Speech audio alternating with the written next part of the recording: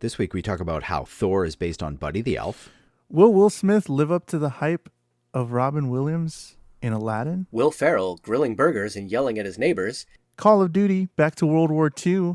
Do you care? And Paul Rudd, the ageless wonder. All that and more in this week's episode.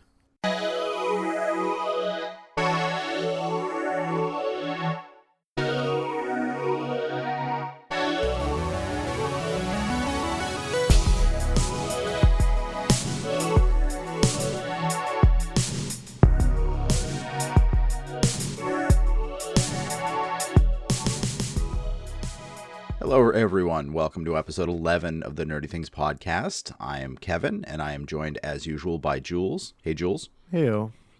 And Tim. What's going on, Tim? What up? Good morning. How are you guys today? Great. I'm doing all right. It's the morning. What happened this morning? I got my free coffee because the Spurs won last night. So here in San Antonio, Texas, we get free coffee whenever the Spurs win. So it's kind of cool. It's a lot of free coffee. They win a lot. Yeah. That's awesome. I had sausage and eggs. I haven't had breakfast yet. I probably won't. Why not? Right. Breakfast is great. I don't usually eat in the mornings. I eat when my stomach starts yelling at me and then move on from there. All right. Kevin has a very delicate constitution.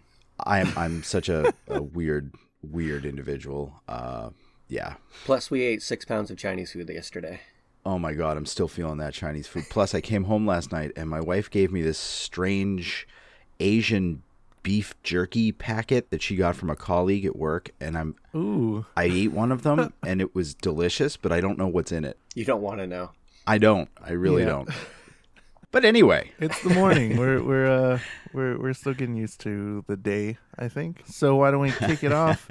Get it started with nerdy news. Cue the music right now. Nerdy news. At 6 o'clock. Perfect. So what happened this week, Jules? What's on your radar? Well, the first thing that kind of popped up, it was earlier in the week. They're starting to cast people for the new live action Aladdin movie. Yeah, I saw there was that. an article posted by the AV Club that says Will Smith might show us a whole new world as the genie in Aladdin. Now, what are some opinions about Will Smith being Aladdin? I like Will Smith as an actor. You know, I try to keep politics and beliefs outside of all of that, but he's a decent actor. I think he could really do it, and I think it's a departure from the Disney genie, you know, where Robin Williams is just so off the wall, but no one is going to be able to duplicate that, and I don't think they should. I'd be fine with it. I think Will Smith could do it. I think it would be interesting enough to see him in the role. And I think there was some more leaks about who they have Timon and Pumbaa as, I think Seth Rogen and then somebody else. I don't know. Those are all kind of speculation, I think. As of right now, all that speculation, I think. And they're going to be slowly casting heavy hitters to do this movie. And I'm kind of interested to see where it goes and how different it is from the animated ones. Yeah, I mean, after the Beauty and the Beast, I'm willing to give it a shot. Prior to that, I really couldn't give a shit. I think that the remakes were just nothing. They were really nothing. They weren't great. I mean, they weren't. They were the same thing done again, and I don't need a remake that's the same thing done again. You did it the first time. Do something different or don't do it at all. Yeah, the Aladdin one, for me, is going to be a struggle because Robin Williams was such a unique, singularly gifted guy. And he is what made that character of the genie work. And the thing that I have an issue with is Will Smith thinks enough of himself that he could try and duplicate that character, but it's not even going to become close. So I'm worried about them casting him because I think he has enough of an ego to try and be a Robin Williams type genie, where I think they'd be much better off just totally rewriting that part and making it a different thing altogether. Originally, apparently, they were targeting Kevin Hart, which probably would have been worse. But really, yeah. I think that actually would work. I think if you're going the Robin Williams route, I think Kevin Hart could do it. No, nobody That's can. the problem. The voices, the showmanship, the singing, all that stuff, that's not in Kevin Hart's wheelhouse. Now, if you wanted the genie to be a sarcastic, sidekick, Sure. Kevin Hart, great. But I don't think as the genie character that we know it, Kevin Hart would have been very good. And I think the same kind of thing, they would have tried to be too similar. I think they should have just gone in a whole different direction. And I hope they do, but I don't think that's going to be the case. Casting Will Smith to me indicates that he's going to try and do his best Robin Williams genie, which is not going to work. I think it'd be cool to have a Kevin Hart give him all three of the hyenas and just have him talking to himself, and that'd be kind of funny. That would probably, that'd be good. That would be good. I'm down with that. Yeah, you know what? I can get behind that too. Yeah. I listened to Jon Favreau talk a little bit about Lion King because he's going to be directing that, as he did with The Jungle Book, which, Kevin, I will say, did you see The Jungle Book? It's beautiful. I didn't. It's so good. I avoided it. Even though it was free, I couldn't see it. The Jungle Book was better. So the Cinderella movie was like just a remake and, whatever. The Maleficent movie was not very good. The Jungle Book was actually fairly entertaining. And I just think Jon Favreau is insanely good at what he does. And he did a pretty good job making that story interesting, making it, a little new, a little fresh. So I like that. But I was listening to him talk about doing The Lion King, and his insights were interesting. He said, when I did The Jungle Book, he says, in my generation, he says, I saw that as a kid. So I'm trying to think, what were the iconic visuals left for me? And he's like, Mowgli riding Baloo down the river, the snake's eyes, and there was a couple things that he named. He goes, so I targeted those, said I had to recreate those because it met fans' expectations, but all the stuff in between I could do on my own. He said with Lion King, it's different because it's so recent, and you have a generation of fans that grew up with it with VHS tapes and then with DVDs, watching it over and over and over again. So they know this movie shot for shot, and their expectations are going to be broad and different from what I can do because I don't want to reproduce the whole movie. He says, so it's a real challenge for me figuring out what it is I need to reproduce and what liberties I can take with the visuals and the story and the representation of it and all that kind of stuff. So at least he's thinking of it that way, so it gives me hope. No, I think a lot of directors don't put as much thought into things as he does. I mean, I loved the first Iron Man, and that was a completely different envisioning of Iron Man.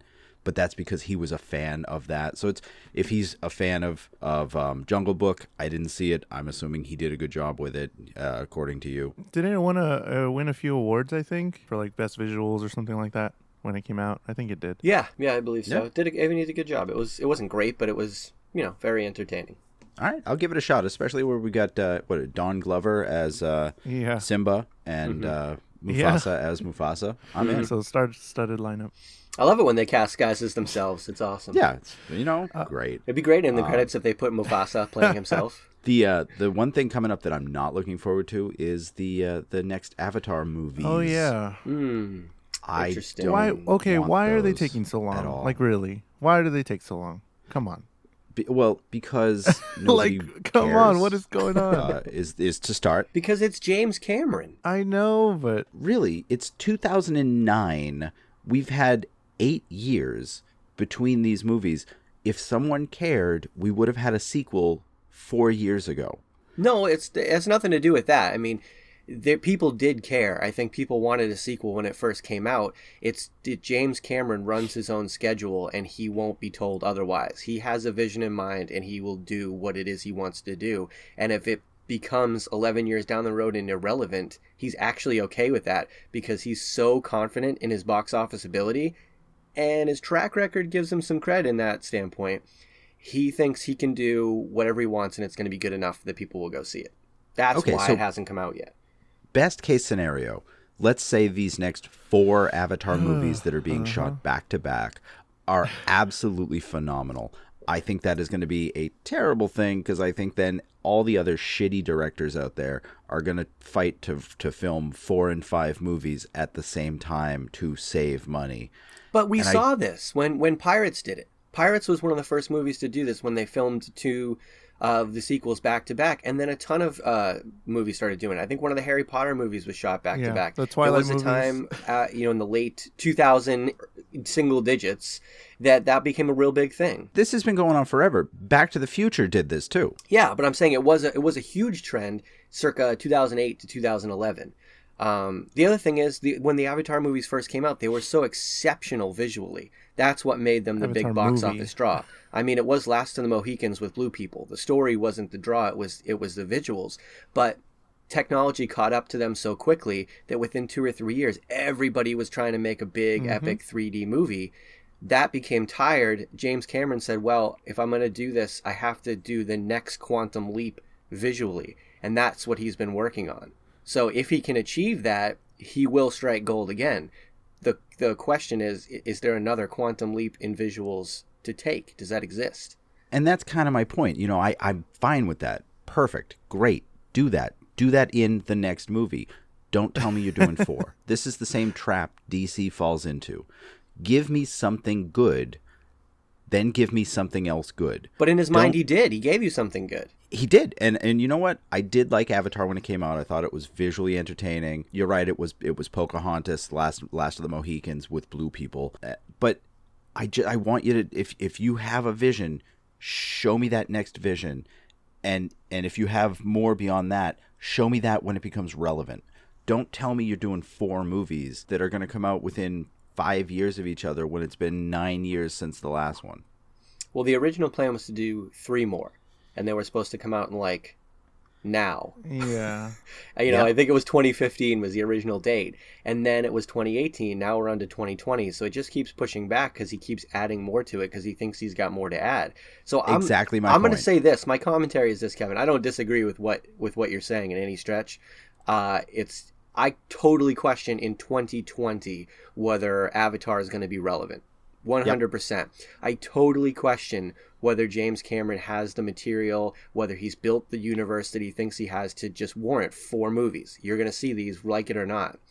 However, James Cameron has been ridiculously successful at driving box office numbers. He's got 2 of the biggest box office movies of all time. When Titanic came out, it went way over budget. Nobody said it would make money, and it made gobs of money. So there's something that he knows that the rest of us don't. So this will be the defining moment of the second half of his career. He's either really right, and people are going to go see this, and it's going to be fantastic, or he's going to be colossally wrong. There's no in-between on this. He has put all his eggs in this basket. And it'll be interesting to see if he's as good as he thinks he is. I do follow some of the Avatar stuff on like Facebook and all that stuff, and they still do kind of update almost all the time. So that's kind of cool that even, so long has gone and so long until the next ones, and they're still trying to keep that hype going and still posting screenshots of their first movie and the only movie they have, and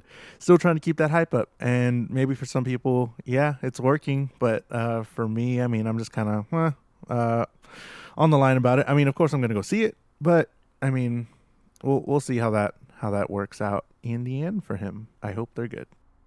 So there's gonna be a worldwide reveal live stream of the new Call of Duty World War II game that's coming out, and they're going to do a whole press release, a whole thing about it. We'll definitely keep you updated on social media because it is going out like right now when we're doing it, and we'll post them on Facebook and all the cool stuff that's going to be in the new Call of Duty when they go back to World War II. So if you're interested, we'll post that. Are y'all interested in that? Call of Duty World War II. They're going to World War II, guys. Didn't they start in World War II? No, but they're going to it right now. They're doing it. They went super into the future. I'm so confused. They gave you all these futuristic stuff, but they're bringing it back. They're bringing it back home. Right, but isn't Call of Duty a spin-off of the Modern Warfare franchise? And didn't that start in World War II? I'm confused by the lineage of these games. Exactly. It's going to be revealed all today. There's right no now. Oh God, there is, and it makes me so sad. So oh God, my only interest in this, because I am terrible at first person shooters, so I've just never been able to play them. Yeah, I have this issue with figuring out where the heck I am and where people are in relation to me. But I'm interested that they are doing this big huge reveal. 7 weeks before E3? Yeah. So I'll ask you, Jules, because you seem to be into this. Do you think that's because they think it is so epic that they'll be able to show all this and then go playable into E3 and get everybody all hyped about it? Or do you think it's because they're scared, they don't think this is that good, and they don't want it to get lost in the buzz of E3? I think more the second one. I think with the whole Project Scorpio, the thing that Microsoft's working on is going to be the huge deal, and some stuff what Nintendo's doing. And Call of Duty's kind of been out of it. They even said themselves, I think, what was the last one called? Infinite Warfare. They even said in a press release that maybe it wasn't the right time for that one. So this Call of Duty WW2, this is the time for this one.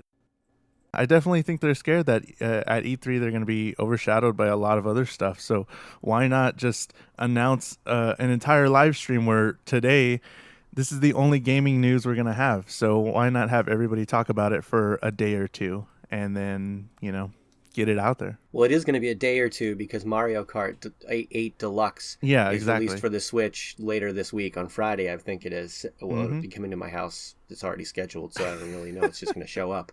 But yeah, so definitely will be like a day or two because the hype for Mario Kart 8 Deluxe, which has already been released on another system, is still so real.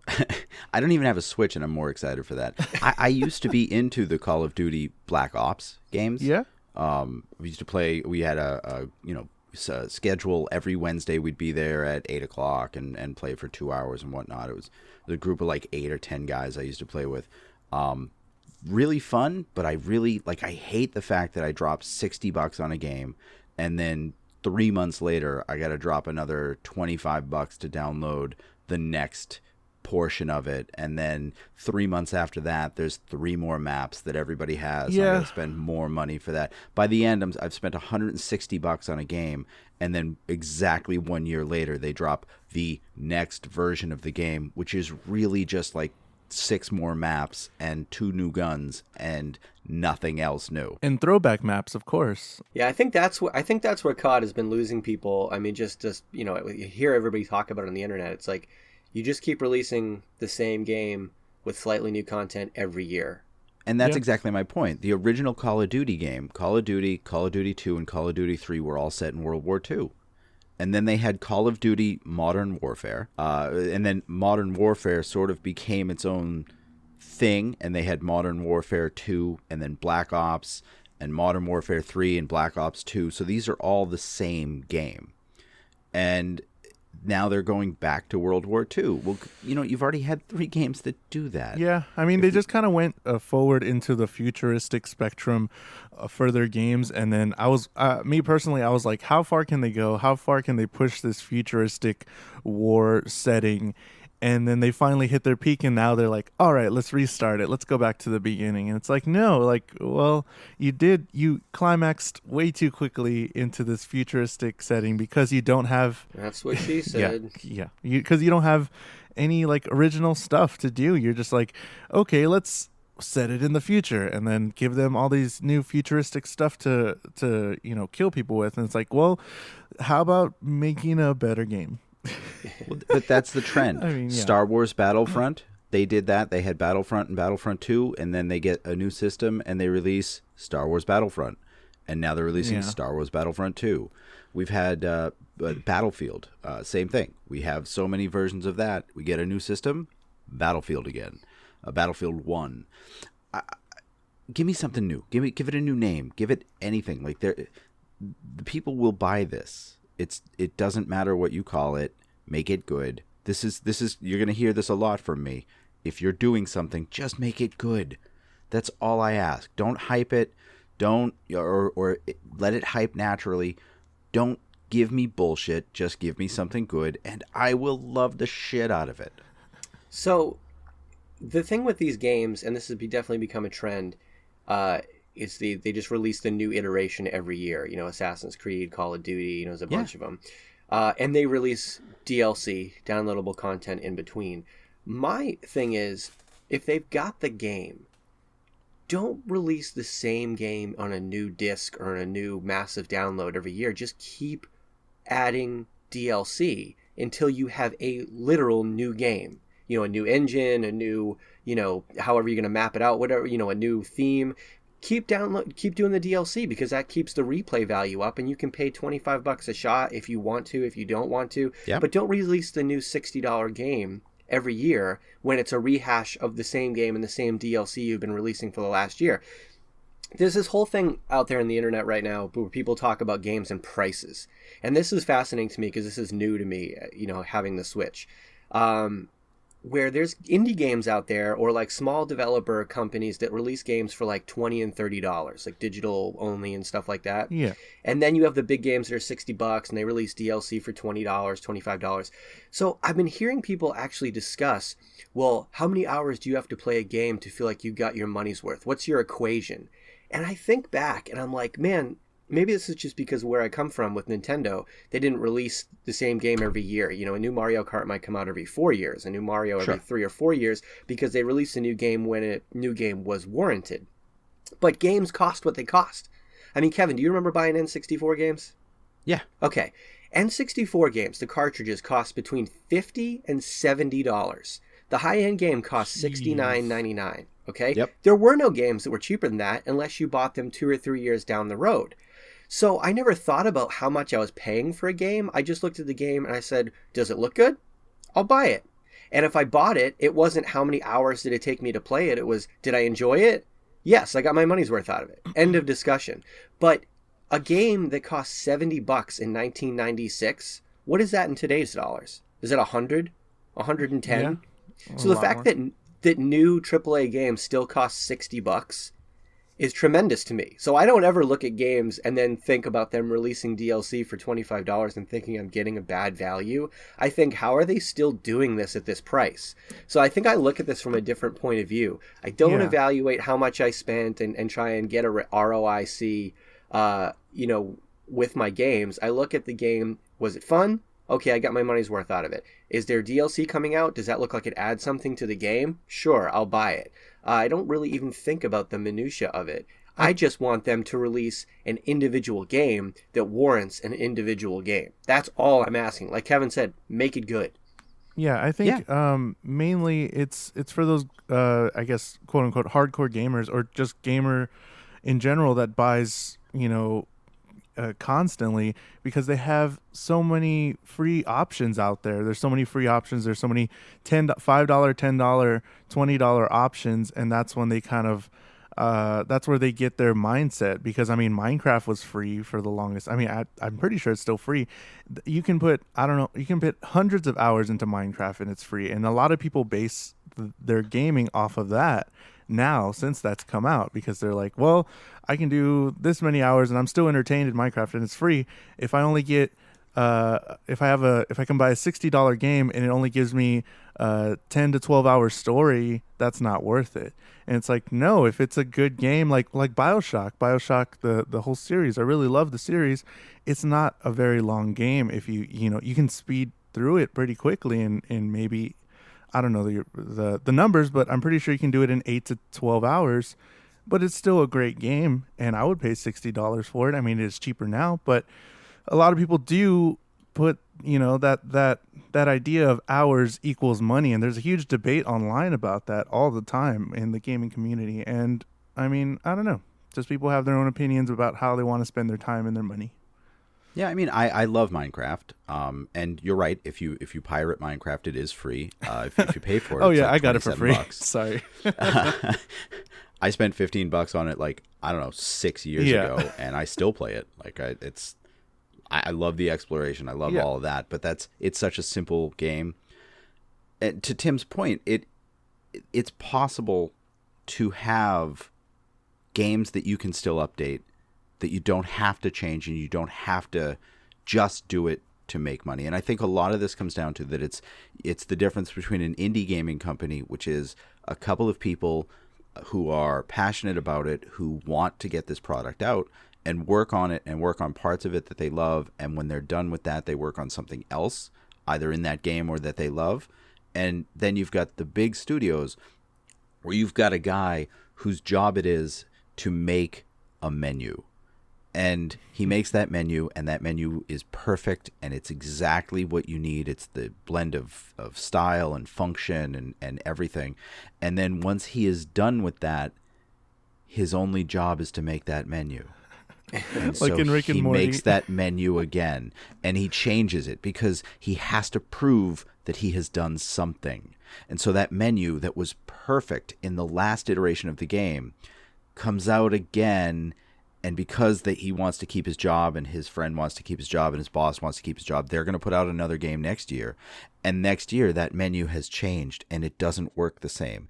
And people are upset, but that, you know what, that's just job security to him, so he doesn't give a shit. And this is my example that I use all the time. I think that is 100% true. I think that there are people in these industries who I think there are people that are passionate, but I think that there are people who just have one singular focus and they continue doing that to the detriment of everything else. And it's what costs big money. It's why they have to keep putting out games, because they have to pay these guys, and they have to pay these guys because they keep putting out games. So it's a weird catch-22. Yeah, and I think whenever you release DLC, you're kind of narrowing down your audience too. You're narrowing down the audience to the people that already have the game, and I think they see that as a loss most of the time, because if you put out a whole new game, more than likely somebody's going to buy it if you've heard of it, or like if you're even mildly interested, it's going to be like, oh, this brand new game, okay. But if it's like DLC, it's like, oh, well, I don't have the game, I don't, whatever. So they might think constantly putting out DLC and constantly re-upping, they're losing their audience very slowly and the numbers are going down. So that could be it too. I don't know. I'm not a fan of delivering a game that's not fully done and then adding the rest of it later. And the other side of that, so I just finished up Just Cause 3, all right? And I bought this game on Amazon for like $15. And it was a great game. I spent, I don't even know how many hours, because like Tim, I don't care. It was worth $15 to me, and I did wait until the price came down because it wasn't worth $60 to me. But now that I've finished the main part of the game, there's DLC for it that's $25. Not a huge amount, but at the same time, I only spent $15 on the game, and I don't know if I want to spend another $25, bringing the total up to $40 for a game that's going to add I don't know how much longer to it. I wish that the prices of downloads for games and that DLC would go down over time, because I can buy the game basically brand new to me on Amazon, and actually I think I did get a brand new copy, not a used copy, for $15, and I can't download it for less than 60. No, it makes total sense. It's a supply and demand. They have an infinite supply when you download it. There's no demand. Lower the price. Yeah. Right. Very true. Well, we could do episodes on this kind of stuff, I think. Yeah. So, Call of Duty live stream is there. Go check it out. We'll keep you posted. Do you want to do one more? We got lots more news, man. Yeah, a couple more things we can talk about. I mean, we talked about it a little bit last week, but the resurgence of this guy, Dr. Ian Malcolm, is returning for Jurassic World 2. Oh, yeah. What? I know, I'm so excited. Oh, I could not be more excited. The best part of the Jurassic Park movies outside of the dinosaurs were Dr. Ian Malcolm. He's coming back. I just can't wait. Yep. You're going to get no argument out of me. I also just saw an article this morning, I think, when I was looking. I don't know. I didn't really look into it to see if it was fake or not, but there was some article saying that in the new movie there's going to be a dinosaur versus submarine scene. I did hear that. There might be a submarine thing going on. Go. Submarine spoilers. Right? Sorry. Oh, no. Hey, it's a big year for submarine movies, apparently, Submarines are in right now. You had that in Fate and the Fast of the Furious, but... Yeah. Yep. Submarines are it right now this year. Yeah, So, they're the thing. In 2017, hashtag You're the Submarine. Is that the Chinese thing for this year? Yeah. Yes. Submarine. Yes, it's cool. the year of the submarine. Yeah. Hey, Kingsman Golden Circle. We got the teaser for the teaser last week. We got the teaser this week. What'd you think? And his car turns into a submarine. Yes! Boom. Tying it Hashtag together. Year of the Submarine. Good transition. Yeah, it was super good. I really enjoyed it. Oh. I mean, no complaints here. It looks very interesting, and the way that they made the trailer, and it just kept your interest the whole time. And I'm definitely excited to check it out. I had the biggest smile on my face the entire time I watched that trailer. Yeah. That was a great trailer. I was smiling, laughing. I mean, they set up basically the plot of the movie. They don't get into what the plot's gonna, how that's gonna Nope. play out, but they set it up. The Kingsmen are going to the Americas. They're teaming up with Cowboy Channing Tatum, and it's gonna be awesome. I am so in. I love Channing Tatum, and that's this. Don't worry, honey. I still love you. No, he doesn't. But he's great, and I think he's going to add a lot to this movie. I actually like Taron Egerton. Yeah. I think he was a great casting for this. Perfect. I was a little itchy when they first did the Kingsman, but I loved the first Kingsman so much because it sort of came out of left field for me. Like I did not expect it to be as good and as funny while still being as silly as it was. Yeah, it's like if you took Austin Powers and made it like 2 notches more serious. You know what I mean? Exactly. It's definitely a spoof of the genre, but it also is a serious play on a spy movie, Yeah. And it's so cool the way that they walked that line. And he was, one of the big reasons why, because again, you take this kind of urban street kid and you put him in this James Bond, and I'm not talking, new James Bond, I'm talking classic, classy. suit and tie, really cool, kitschy gadgets, James Bond. And it was neat. It was neat to see him put in that fish out of the water kind of scene, and they just played it out really well. And it looks like the sequel, adding Channing Tatum, adding Jeff Bridges in the mix there. Halle Berry, haven't seen her in anything in a while, so the cast is looking pretty good. Elton John apparently makes an appearance. I don't know where that fits in, but okay. Wow. Yeah, so looks cool. Cool. Yeah. The other trailer I saw this week, Tim pointed out to me, was Once Upon a Time in Venice. And that's another one that I smiled through the entire trailer. God, Bruce Willis, Jason Momoa. I don't think there's going to be a submarine in it. Yeah, probably not. Probably no submarine, but it does have G.I. Joe, who was in G.I. Joe with Channing Tatum. It's got Bruce Willis. I'll watch anything with Bruce Willis in it. I think this. You know what? Bruce Willis doesn't do anything to stop my brain from thinking that he is the same character in every movie he is in. And it's not a problem. No, because he does well, and he's John McClane. There's no two ways about it. John McClane, he tries to retire so many times, and then all this weird shit happens to him. But yeah, you got John Goodman as his sidekick in this. John Goodman's just put together such an amazing career, especially late, playing all these just nice little supporting parts. What a great actor. What a great, funny guy. Cal Penn makes an appearance. Yep. Who knows how big that's going to be, but I've made no secret about what a big fan I am of Cal Penn. Basically, Bruce Willis has to go kick the ass of a whole bunch of people, specifically drug lords, to rescue his dog. Because somehow they took his dog, and I just want to see if he gets his dog back, man. I'm just really excited to see how that plays out. Even having watched the trailer, I didn't realize that the bad guy, the big bad drug dealer, is Jason Momoa until I was just reading about that right now. It looks nothing like him. No. The only tell was his tattoo on his forearm. But it's super cool. It's super interesting. It just came out. Once Upon a Time in Venice. The trailer is out now, and I don't think I see any release date or anything like that. June. It's coming soon. June. Okay, cool. Yeah. Yeah. Hey, I read an article this week. I can't find it. I like to source this kind of stuff, but that there is no definitive plan for a new Star Trek movie. Did you guys catch this? I did catch that. They were talking to Zachary Quinto about it. Yeah. I read that too. He's like not sure. I'm kind of sad by that, but not shocked. Why not? Like, I'm completely shocked. No, I don't think the other two did very well. No. Yeah, it just kind of petered out. Like, I loved it. I went and saw it at least twice in the theaters. The most recent one. I'd have no problem with the fourth one, but I just don't think they have the momentum to pull it off. What was the name of the last one? Exactly my point. Well, I just know it's Star Trek. I don't care. I loved it, but Star Trek Beyond, was that it? Yes. Yeah, it's. I mean, I thought it was. I think it was probably the best out of all of them. To be perfectly honest with you, I mean, gosh, wow, yeah, it looks like it actually lost money. Well, at least for its domestic. It made money because the DVD sales and worldwide. No, overall gross. It made money, but it wouldn't only they made rather put their money into something that'll make them domestically. More? Right. That's shocking to me. Like, because the first one was a big box office hit. It made well over 200 million. I know the second one did really well.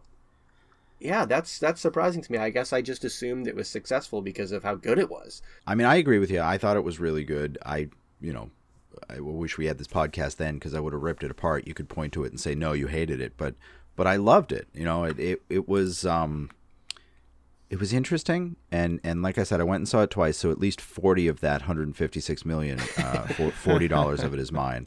Yeah, maybe we should have gone to see it more times, Kev, because I do want to see a new one. Y'all could have single-handedly brought it back.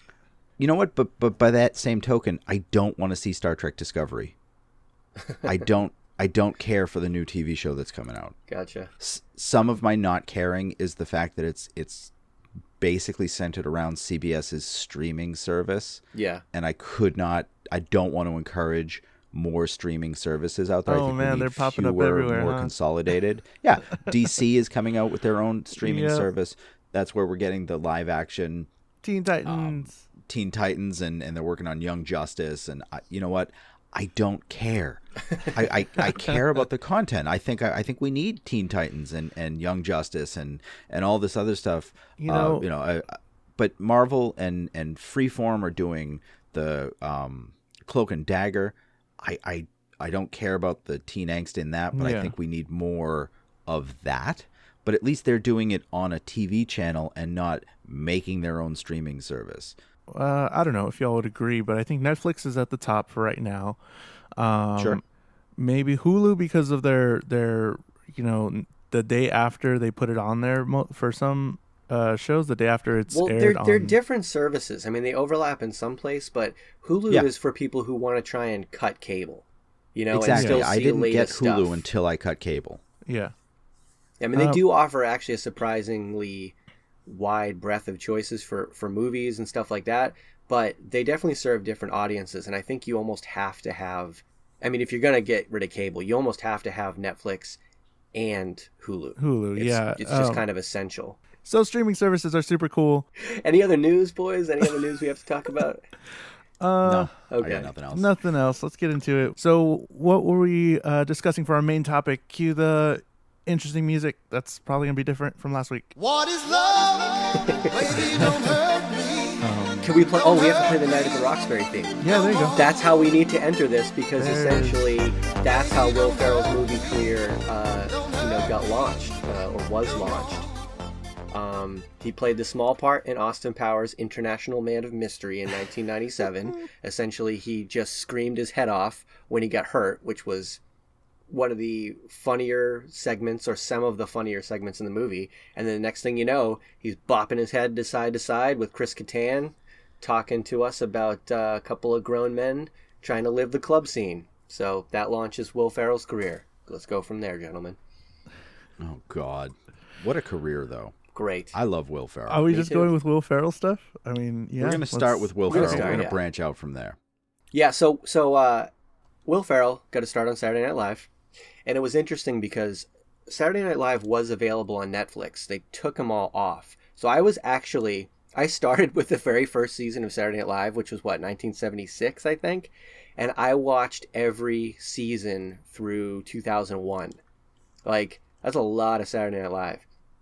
But I was such a huge fan of that show in the late 90s, because I thought that cast was fantastic. A lot of the stuff that they do now, or they've done in the 2000s, which were really good, was mostly political commentaries.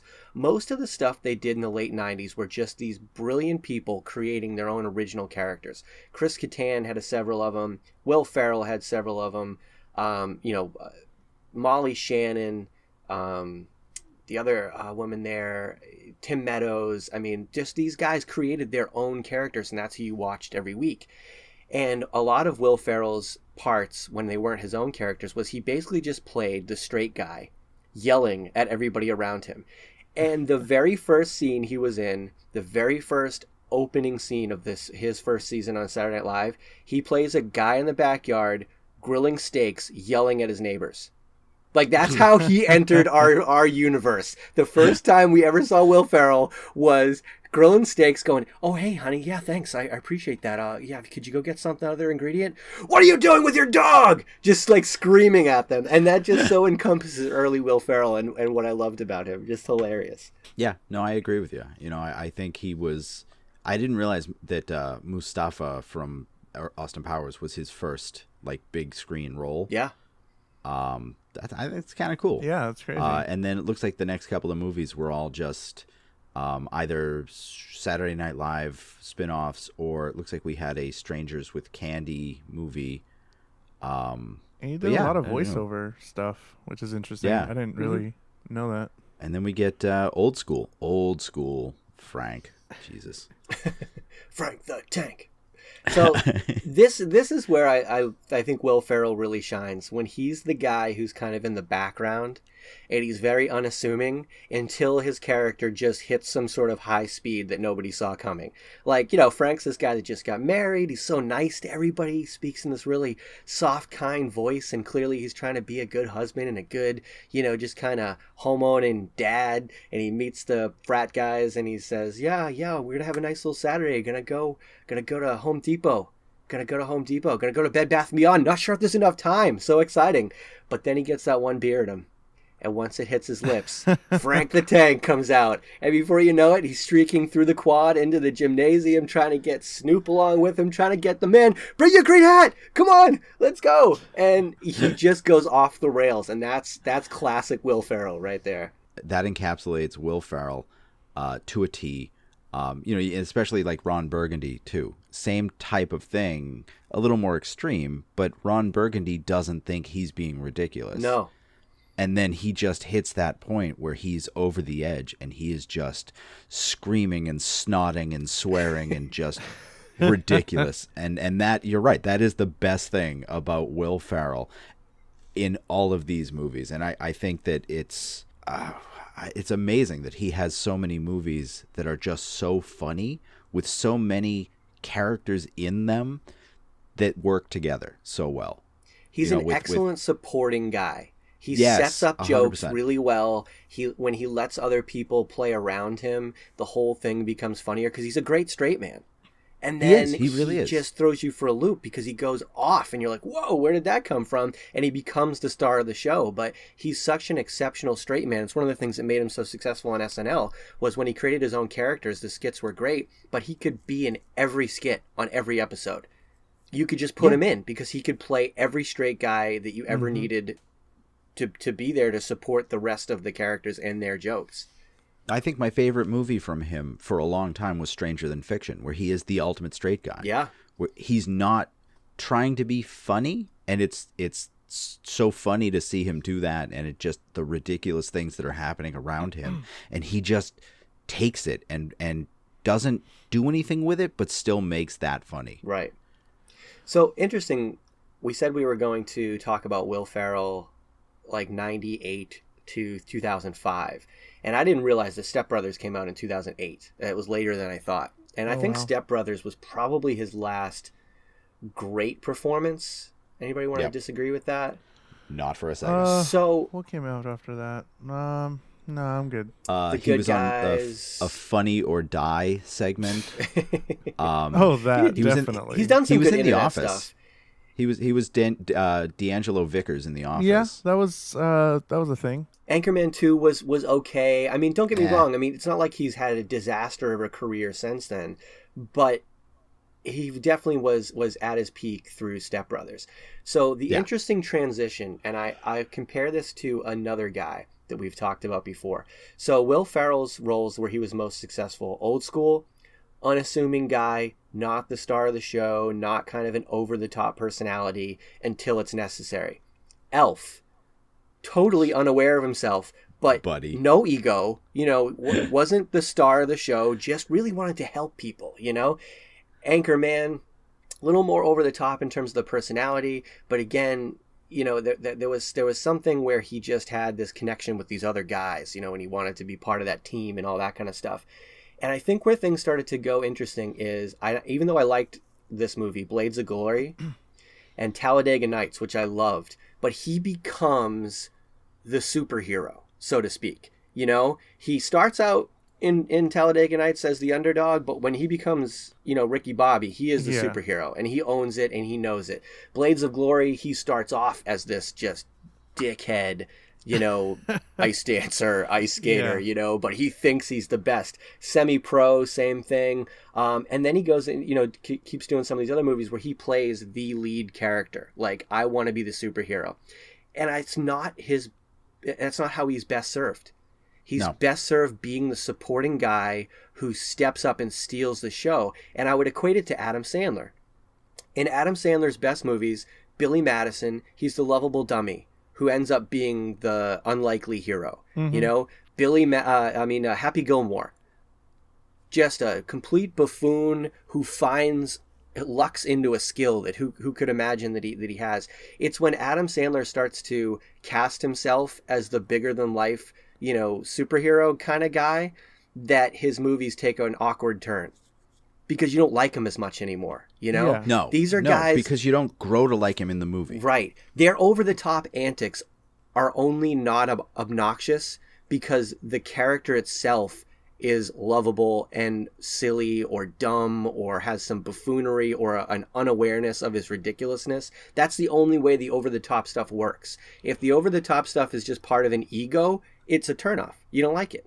Yeah. No, I agree with you 100%. I think along those lines, how do we feel about Ben Stiller as a leading man in the same way that you said Will Ferrell doesn't do so well? I don't know if Ben Stiller is like the greatest for me as a leading person either. No, that's a great comparison because Ben Stiller makes me so uncomfortable that my testicles shrivel up into my body and I don't see them for a week every time I see him. I really enjoyed Zoolander, but I think it was the more of the cast. And then Zoolander 2, I'm not too sure about. But Zoolander 2 was terrible. So Ben Stiller as, the leading role in Zoolander was, I'm not sure, Starsky and Hutch with him and what's his name? Owen Wilson. Yep. That was, I'm not sure. It was them two again, but just having him as a leading role, I don't know how I feel about it. I don't think he has enough, and it's more of him, like you said, with Will Ferrell stealing the sort of spotlight that makes him rise to the top as well. What's the other one? It's this fine line. Like, I think Will Ferrell is this outlandish, ridiculous, funny, almost cringe comedy. Yeah. But Ben Stiller takes it over that line, and he is cringe comedy, and I just can't watch that consistently. Like, it really does make me ashamed. I don't know, like terrified to be myself. He makes me look at what I am and wonder if I'm that. Yeah, when Ben Stiller's part of a good cast and he plays, again, to a degree, the straight guy, I actually can like his movies. Like in Dodgeball? Yeah. Oh, he was a good villain in that. I totally agree. Yeah, no, with, I'm saying with like that. he was more of a straight guy in Dodgeball than he was in the other And I ones. love Dodgeball. Yeah, Dodgeball's a great movie. Vince Vaughn, one of the best contributors to this genre. And Vince Vaughn has done a great job. And some of this I'm sure comes down to money. You know, like studios come to Will Ferrell and go, hey, we want to pay you $20 million to make your next movie because it's such a box office success. But if we're going to do this, it's going to be your movie. We can't do the same ensemble cast. And that's when things go south. Same thing, I guess to a degree, Adam Sandler, Ben Stiller. It's like, we can't do the same ensemble thing if you're going to get the big bucks. I don't know if nobody ever came to Vince Vaughn with the big money, but he's continued to be one of the guys instead of the guys. And I think, over the last few years, he's made some movies that are more memorable to me than, let's say, the Will Ferrell movies have been. The Intern I thought was actually really good. Mm-hmm. Did the a other good job with that. Before we get off of Will Ferrell, another one recently that he was all right in was Casa de Mi Padre, which was pretty funny. It was just a funny movie. I think it's on Netflix. You can see now, and he was also in the Lego movie as the adult dad. So I mean, and we got like 5 minutes of him in the Lego movie, and that's perfect. That's a perfect amount of him in that role. Because he didn't take away from the rest of the movie, and he was that straight man yet again. Yeah. So, who do we want to move on to next? That's kind of in that same area. But yeah, I mean, for Will Ferrell right now, yeah, Step Brothers was his last really good one. Semi-Pro was pretty funny as well. Yeah, Semi-Pro had his issues. Step Brothers was a standout. I mean, if we're putting it on the level of old school, Anchorman, those are a different level from Semi-Pro. I think if the iconic moments in Will Ferrell's career have to be old school, Step Brothers, it's got to be Anchorman and Elf, which is its own unique thing, and will live, with people's endearment till the end of time as one of the great Christmas movies, But that's his pinnacle. That's his peak, and I don't think any of the other ones really add up to that, so to speak. He does play like cameos. He does do cameos really well. Like Wedding Crashers, I think, is one of the best movies in that genre, and his cameo in that, when you saw it, was unexpected, because back then you didn't have the internet the same way, and everything. So you didn't see it coming. But he just plays that guy for 5 minutes so great. I mean, how many times have you ever in your life gone, "Mom, meatloaf," just for no good reason, But that's something I can identify with that doesn't make me uncomfortable. Right, exactly. I did yell that at my mom. I never know what she's doing in there, man. What is she doing? So when I'm looking up all these movies that are sort of in the same genre, and these sort of the same guys, I always see somebody that's always on, that's almost always their sidekick, which is Owen Wilson, that I mentioned earlier as well. How do we feel about Owen Wilson being like kind of that backup guy, but then he kind of steps it up whenever he needs to in the movie? I really enjoy his performances, and they're pretty cool. No, I think Owen Wilson does it like we've been saying. He plays a great second guy. I don't think Owen Wilson really does a good job carrying a movie on his own. Right. I'm trying to think of anything that he's been in where he's the lead that was a good movie. And I got nothing. Owen Wilson, let's see. Yeah. But I mean, like, there's so many of these guys that when they're together, they're great. Like John C. Reilly. Well, he and Vince Vaughn together just do a tremendous job. Yeah. They riff off each other yes. so well. It's incredible. Yeah, but I think that's because they make each other better. Yeah. I think it's their relationship that's good. It's not individually, and not that they're not good individually, but individually they're not the same. Owen Wilson carried Cars. Yeah, he's Lightning McQueen. So yeah, no doubt he did. But yeah, I mean, that's probably the only one. The rest of them are all ensemble pieces where he plays off of other people, and he's very good at that. I think he's a great straight guy, especially when you got somebody like Vince Vaughn, who's a improviser, and you can tell that Vince Vaughn's just rapid fire throwing stuff at him, and all he's doing is reacting. But you have to be good at that. Like, that's a skill in and of itself. I mean, sure, the soliloquies that Vince Vaughn goes on are tremendous, and the fact that a lot of that stuff is off his top of his head is so impressive. But to be able to react and believably play off of that is a tremendous skill, and he's good at that. Both Wilson brothers are, actually. Oh yeah, definitely. Yeah, just don't put them in a movie together. The Royal Tenenbaums was not a good movie. You didn't like the Royal Tenenbaums? You liked the Royal Tenenbaums? Who didn't like the Royal Tenenbaums? It was like the indie hit of the, time frame it came out in. Oh, I'm so sorry. I didn't mean to offend you. My bad. So I think somebody else that has carried over into the genre that kind of was brought into it by Will Ferrell was Steve Carell. Mm-hmm. And his movies definitely, well, some of them definitely follow that same sort of buddy comedy with the 40-Year-Old Virgin, and then he kind of went off into some other interesting stuff, and now he's what's his name in Despicable Me all the time, and I don't know if there was a second Get Smart. Was there a second Get Smart movie where he was like the funny secret agent? Was there a second? I know there was the first. Yeah, I don't think there was a second one. Don't think they made a sequel to it because that was another terrible movie. Yeah, it was terrible, but that was disappointing to me because I grew up watching a lot of Nick at Night, and the Get Smart TV show was one of my favorites when I was a kid.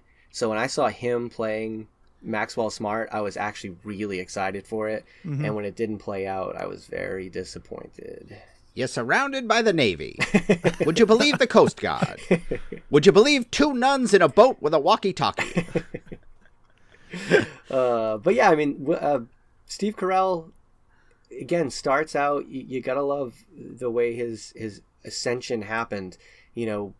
playing a supporting role in Bruce Almighty.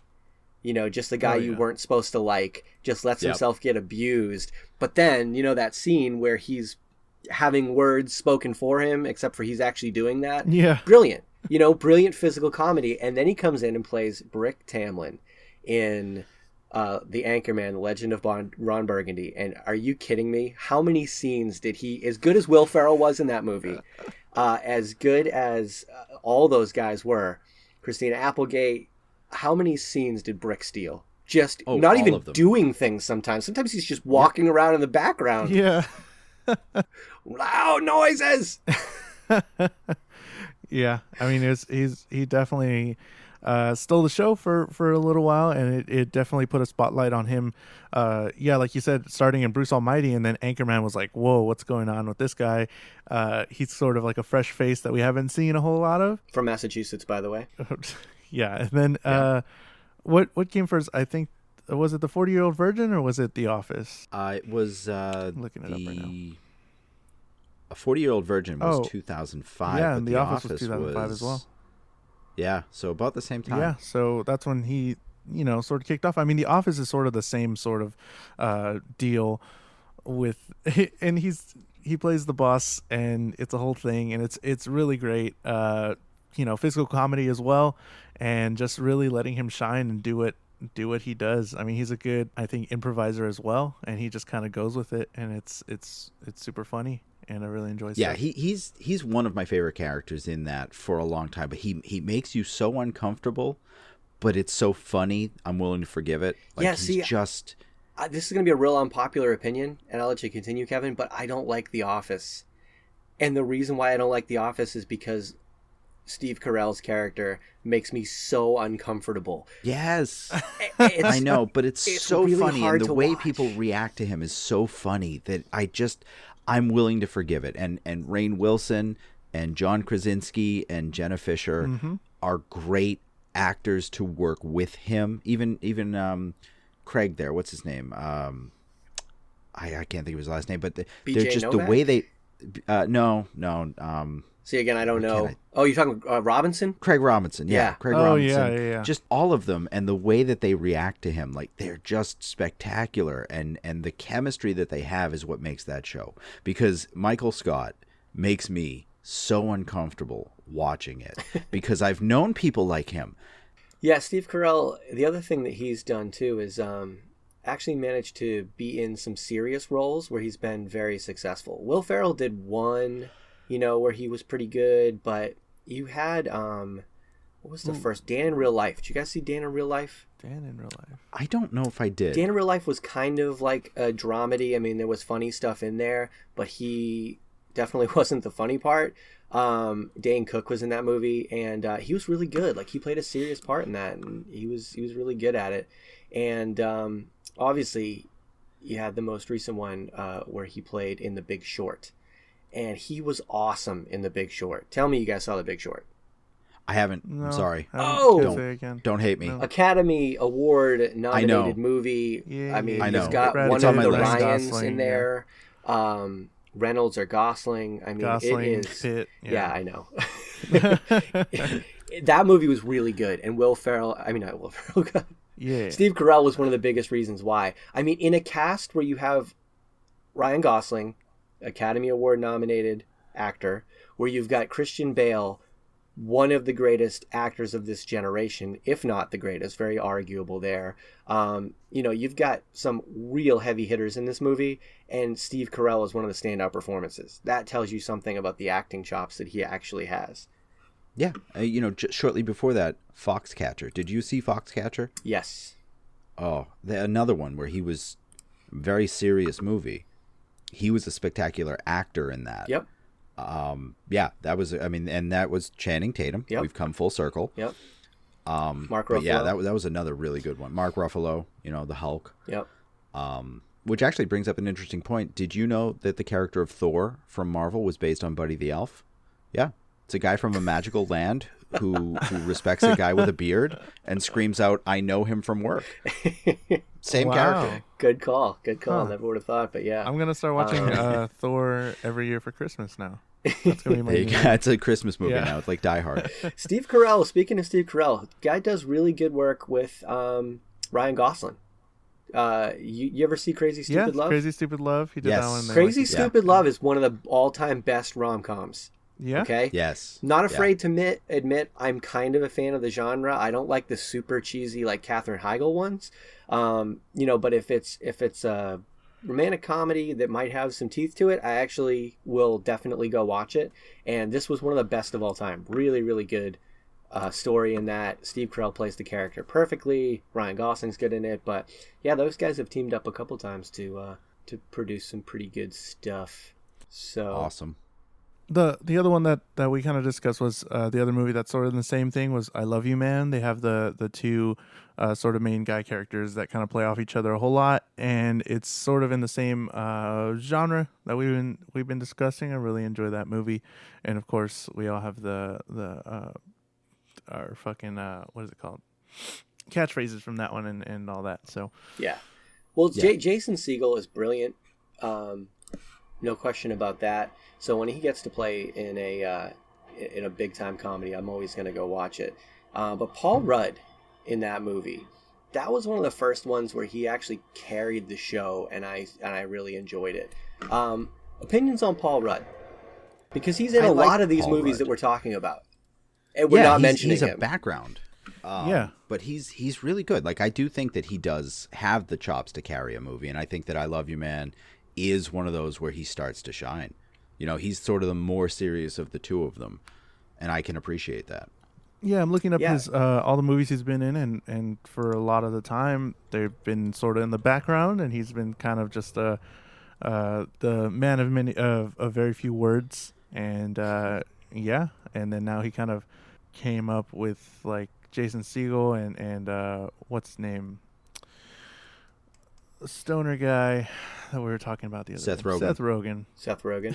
Knocked Up and all that, and then of course like Ant-Man and all that. So yeah, I think he's definitely, people are finally seeing that he is a good actor, and he's been working for a very long time, and people are kind of coming around to him sort of taking the lead role, and that's okay. And he's definitely I think good. Arguably more recently, if you look at his work from when he started doing those types of comedies, or crap when he was in Friends, just in a sitcom, but he starts doing 40-Year-Old Virgin and Anchorman.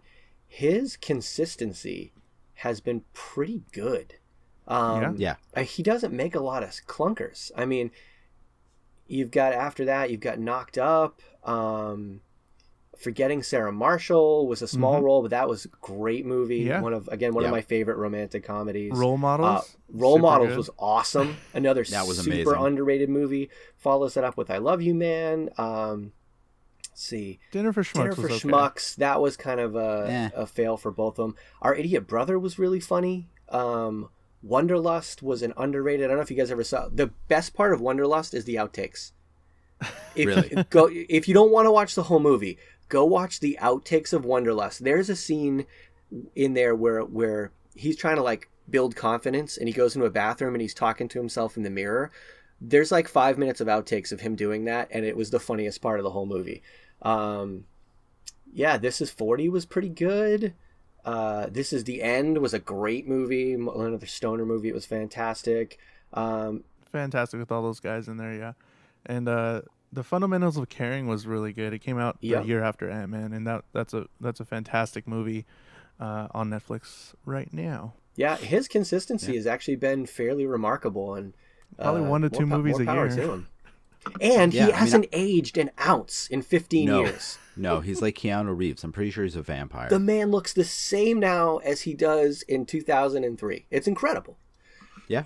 Good on him, though. I mean, I was a little itchy when he was cast as Ant-Man, but I think it worked. I loved that movie. It was such an out of nowhere Marvel hit for me. Yeah, that not a lot of people were expecting, and I'm pretty sure everybody kind of had the same idea where they're like, Ant-Man, okay, sure, and Paul Rudd, I guess. Oh, and then it came out, and now I'm excited. They're starting shooting on the sequel Ant-Man and the Wasp. I believe that's the next month or so they're going to start. So that I'm in. Yeah, for Very sure. Cool. All right, so we got any other movies we want to talk about? We want to put a kind of cap off on this discussion? So if we were going to rank the top 5, if we were going to say what are the top 5 movies of this kind of group comedy, guy comedy, 1998 through 2008-ish, what's our top 5, you think? I would probably put Anchorman pretty I up would there. say, in no particular order, 40-Year-Old Virgin, Anchorman, I'm trying to think, what else? Step Brothers would be 3 of them. I'd have to come up with the other 2. Old School. Probably Dodgeball for me. Dodgeball's a good one. Old School. Wedding Crashers. Wedding Crashers. We're just going to name all the movies. Right? Just go through the list. Well, for me, like, Old School's number 1. I don't know about you guys, but I can't top Old School just in terms of quotability. 3 guys just being at their funny best. And then you've got, I always forget about the fact that he made this movie too. The guy who's in Entourage. Why can't I think of his name? Jeremy Piven? Yes. Jeremy Piven is brilliant. And his job in that movie, like, he just needles at those guys and tries to play the weasel so bad. And he does a great job in that. And Jeremy Piven is an underrated dude. I really like him. So that ensemble makes that movie the best for me. I can't see any of these ones topping that. Well, how about we let the audience decide their top movies? So why don't you go ahead and tweet us or message us or email us, Facebook, Twitter, Instagram, at nerdythingspod, at nerdythingspod. You can email us nerdythingspod@gmail.com and let us know which movie is your favorite. Which is your favorite Will Ferrell movie? Do you really like Old School? Are you a fan of Elf? What's going on? What do you like? Tell us what you like. Message us, tweet us, and we'll give you a retweet or respond to you or whatever. So at nerdythingspod, you can find us on all of those things, and make sure to subscribe while you're there. Oh, so what about next week? Are we just going to do like 2 episodes in a row of Guardians of the Galaxy? Are we just going to talk about Guardians of the Galaxy, what we want from it, what we expect from it, all of the hopes and dreams and all that kind of stuff? And then after, just give you the reaction of how amazingly it lived up to all of our expectations? So one of those 2 episodes, it has to be a minor category, because I can't see us keeping anybody's interest, even mine, for 2 full episodes of Guardians. And I love Guardians. Yeah. Okay, all right. Well, plus, we're going to do the Facebook Live event, so, Yeah. Well, somebody commented, one of our listeners commented that we should wait a little while before we start talking about a movie, but we can't wait. We can't. Nope. We just it's saw too it. exciting. Nope. And I'm Don't sorry, listen then. if you are not hardcore enough to go see it in the first week, I really don't really care whether I spoil it for you or not. Take that. Oof. Yeah. Oof. Yeah. I care. I'm I like kind of you. with that. Thanks for listening. I like you. Don't worry. Tim doesn't like you. I do. Thanks for listening, but screw you. So, yeah. So next week, I have one, but I want to hear which else. I was gonna What do say, you got? Go ahead. for my one I was gonna say maybe top Netflix originals or best or worst Netflix originals. Well, if we want to throw Hulu and Amazon in the mix too, you got So streaming. pretty good streaming selection, originals. yeah. Oh, sure, yeah. Yeah. Best streaming I could do that. originals. Yeah. I could definitely do that. Would that? Yeah. Huh. Would that include HBO since it's a channel first, or no? Nah, I would think you'd have to take it to the 2 specific streaming services. Or 3, I should say. Amazon. Well, Hulu, WWE and, is a Thank streaming you for service. throwing Amazon in there. But that's, and while the wrestling is scripted, I think we're going to have to exclude it. Guy, if you wanna nominate one of the WWE reality shows, feel free. Definitely, You they're won't so win bad. Your God. nomination, but go ahead. Yeah, so best and worst streaming on Netflix, Amazon, and Hulu. Sure. Very cool. Perfect. And Done and done. And a preview of Guardians of the Galaxy. And a preview of Guardian. Yeah, I'll sure. read comic books. I'll rewatch the movie. It's going to be amazing. Awesome. Yeah, buddy. I'd like to thank Adipsia for the use of his song Friends Don't Let Friends Go to TGI Fridays. You can hear more of his music on adipsia.bandcamp.com. Just released a new album called The Stoic, and you should go check it out. And that's Yeah, our I love it. Thanks, show. everyone. I love it when we're self-congratulatory at the end of the episodes. Good Thanks, job, guys. fellas. Yay! Go us! High five! Thanks for listening, fans. Thanks, everyone. See you guys. Bye. Bye.